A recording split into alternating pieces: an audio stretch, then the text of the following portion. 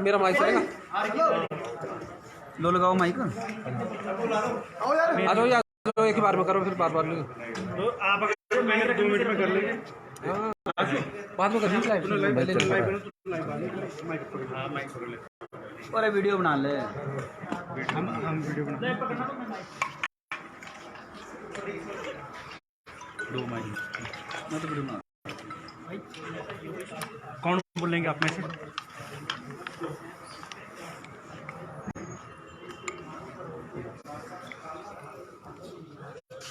ये वाला। नमस्कार, पंजाब केसरी टीवी देख रहे सभी दर्शकों का स्वागत है। और इस वक्त हम डीसी ऑफिस में हैं, जहां पर ट्रक चालक का जो प्रतिनिधि मंडल दाड़ला घाट से पद यात्रा पर निकला था, वो अब यहां पर पहुंच चुका है और डीसी को थोड़ी देर में ज्ञापन देंगे। हालांकि उच्च स्तरीय बैठक जो सरकार के निर्देश पर शिमला में हुई थी, उसमें कोई रिजल्ट नहीं निकला है। उसके बाद क्या रुख रहेगा चालकों का, अब वो थोड़ी देर में हम उनसे जानेंगे। मैं हिमाचल मोटर चालक संघ संस्थापक सत्यम आज चौथे दिन दाड़ला घाट से चालक संघ की पैदल यात्रा लेकर के यहाँ डीसी ऑफिस सोलन में पहुँचे हैं।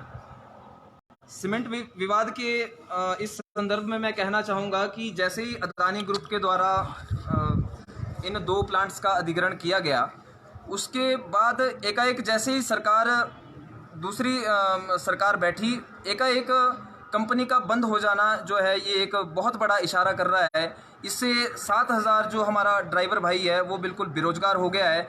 और जितने भी इस ट्रांसपोर्टेशन पेशे से जुड़े हुए जितने भी लोग थे, उन पर इसका बहुत ही नकारात्मक प्रभाव पड़ा है। तो किस तरह की मांग आप आज प्रशासन के पास लेकर पहुंचे? जी, आज हम जो हमारी चालकों की जो समस्याएं हैं, हिमाचल मोटर चालक संघ जिसे लगातार उठाता रहा है, हमारी जो 5 सूत्रीय मांग आज हम यहाँ डिप्टी कमिश्नर साहिबा के समक्ष रखेंगे। उनमें जो चालकों की सामाजिक सुरक्षा है, जो बहुत लंबे समय से पूरे देश में मुद्दा बना हुआ है, ड्राइवरों के साथ आए दिन जो मार पिटाई के जो किस्से देखे जाते हैं, वो हमारी मुख्य मांग है।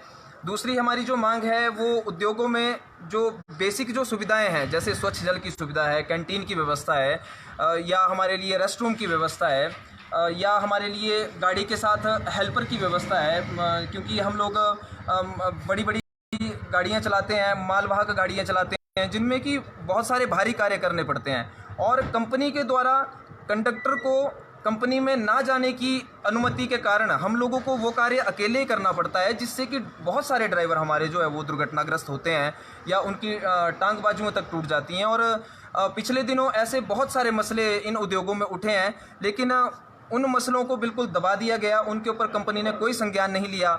हमारा जो तीसरा मुद्दा है, हमने इसी वर्ष फरवरी माह में जो अंबुजा सीमेंट लिमिटेड का दूसरी जो यूनिट है, जो पंजाब रूपनगर में है, वहाँ पे एक 22 सूत्रीय मांग जो है वहाँ पर हमने कंपनी के समक्ष रखी थी, जो कि हर कंपनी में लागू होनी चाहिए थी इनके, लेकिन कंपनी ने उसके ऊपर कोई भी संज्ञान नहीं लिया। इसीलिए इस संदर्भ में भी हम आज यहाँ पर शिकायत पत्र दाखिल करेंगे।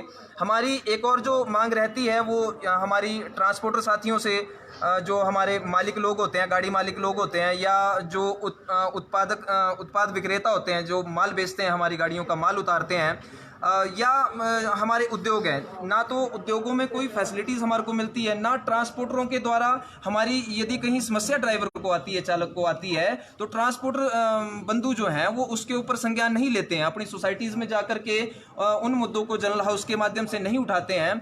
और इसी तरह से जो उत्पादक विक्रेता, जिन्हें हम डीलर कहते हैं, वो लोग वहाँ पर समय से निर्धारित जो समय होता है, जो कि हमारी बिल्टी पर लिखा गया समय है, उस समय से हमारी गाड़ियों को खाली नहीं करते हैं, जिससे ड्राइवरों को बहुत बड़ा आर्थिक नुकसान होता है। क्योंकि एक ट्रक चालक, एक पेशेवर चालक 8 से 10 हज़ार के बीच की नौकरी करता है। एक ट्रक चालक दिन रात सड़क पर रहता है, उसके पश्चात मात्र 8 से 10 हज़ार, वो भी ट्रांसपोर्टरों द्वारा समय पर ना दिया जाना हमारे लिए बहुत ही निराशाजनक बात हो रही है। महंगाई के इस दौर में हमें गुजारा करना बहुत मुश्किल होता है। उसके पश्चात जब 10% हम लोगों को किराए में से 10% जेब खर्च में मिलता है, तो डीलर जो है 3-4 दिन गाड़ियां खाली नहीं करते हैं। यदि आप डीलर के पास जाकर के इस बात का विरोध करें, तो वहां पे डीलर हमारी पहुंच को रोक देते हैं, हमें धमकियां देने की कोशिश करते हैं कि यदि आप ज़्यादा बोलेंगे तो आपकी गाड़ियां जो है वो 4 दिन तक खाली नहीं आपकी गाड़ी की जाएगी, और वो दूसरी गाड़ी को खाली करने लग जाते हैं। ऐसा ही वाक्य जो है वो मेरे मेरे साथ स्वयं आया मनाली में। जब हम चंद्रभागा डीलर के पास पहुंचे, जो कि अंबुजा का एक डीलर है, वहां पर उन्होंने मुझसे कहीं और गाड़ी खाली करने का आग्रह किया।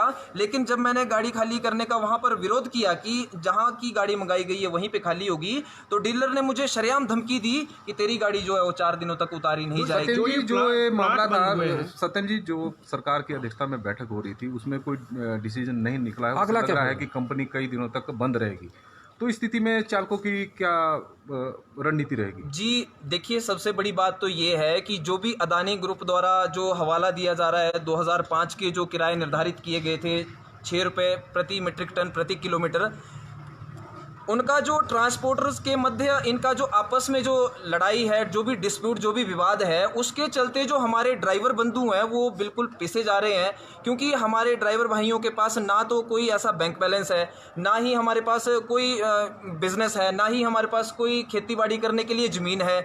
हम लोग इसीलिए घर से बाहर निकल करके इस ड्राइवरी पेशे में जो है लगे हुए हैं। लेकिन अचानक से उद्योगों का बंद हो जाना ये बहुत ही निराशाजनक जो है संकेत है। आने वाले समय में बेरोजगारी जो है वो चरम सीमा तक इस कारण से पहुंचने वाली है। लगभग कितने परिवार जो चालकों के से प्रभावित हो रहे हैं? जी बिल्कुल, चालकों के लगभग 7 से 8 हज़ार परिवार इस समय जो है वो बिल्कुल बेरोजगार, बिल्कुल मैं कहूँगा सड़क पर आ गए हैं। ठीक।